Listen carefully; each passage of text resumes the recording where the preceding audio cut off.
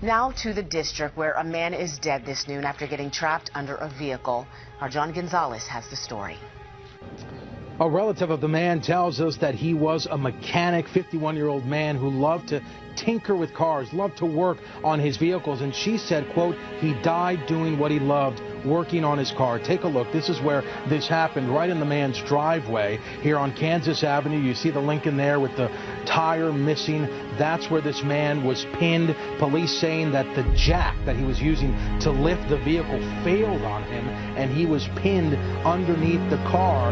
Now, police also telling us here at the scene that he was last seen alive here at the home at 11 o'clock last night. He was then discovered at around 5 o'clock this morning. It's unclear exactly when the car fell on top.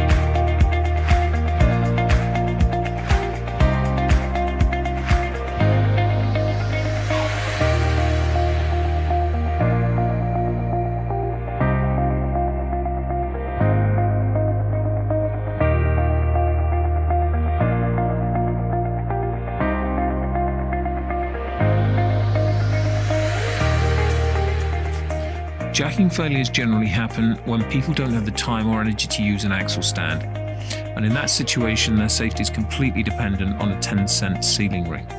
So we set out to find a solution that would eliminate the need for an axle stand. We realised that if we wanted to create something that people would actually use, it would have to be simple and it would have to be affordable. Spinlock completely eliminates the need for an axle stand. It's easy to use and it's affordable. Now we want to bring it to market, so we're funding the final stage of development through customer pre-orders and digital gift cards.